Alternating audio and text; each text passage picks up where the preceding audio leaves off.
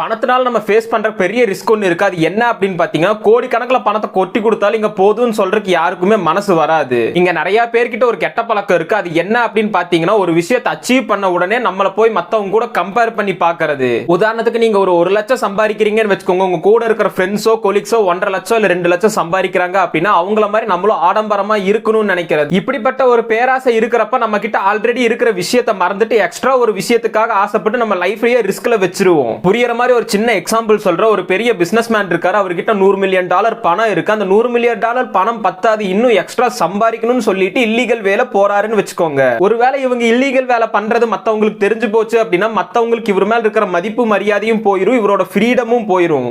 தேவையில்லாத ஒரு பேராசைக்காக இவர் லைஃப்ல இருக்கிற எல்லா விஷயத்தையும் இழக்க வேண்டியதா வரும். மார்கன் ஹவுசன் என்ன சொல்றாரு அப்படின்னா, பணத்தை விட எக்ஸ்பென்சிவான விஷயங்கள் நிறைய இருக்கு. அது ஃபேமிலி, ஃப்ரீடம், டைம் எல்லாமே இருக்குன்னு சொல்றாரு. எனக்கு எவ்வளவுதான் கொடுத்தாலும் பத்தாது அப்படிங்கிற மைண்ட் செட் இருக்கிற வரைக்கும் உங்களால உங்களோட ஃபேமிலி கூடயும் டைம் ஸ்பெண்ட் பண்ண முடியாது, ஃப்ரீடமாவும் இருக்க முடியாது. எப்ப பார்த்தாலும் ஸ்ட்ரெஸ்லயே இருக்க வேண்டியது. ஃபைனலா என்ன சொல்றாங்க அப்படின்னா, உங்களோட பினான்சியல் ஸ்டெபிலிட்டி அன்பிரேக்கபிள் ஆகாம வச்சுக்கோங்க அப்படின்னு சொல்றாரு. தேவையில்லாத ஆடம்பர விஷயத்துக்கும் எக்ஸ்ட்ரா ப்ராஃபிட்டுக்கும் ஆசைப்பட்டு லைஃப்ல ரிஸ்க் எடுக்காதீங்கன்னு சொல்றாங்க. உண்மையாலேயே ரிச்சான பர்சன் யாருன்னு பாத்தீங்கன்னா, ஆடம்பர வாழ்க்கை வாழ்றவர் கிடையாது, நிம்மதியான வாழ்க்கை வாழ்றவர்ங்கறத மட்டும் ஞாபகத்துல வச்சுக்கோங்க.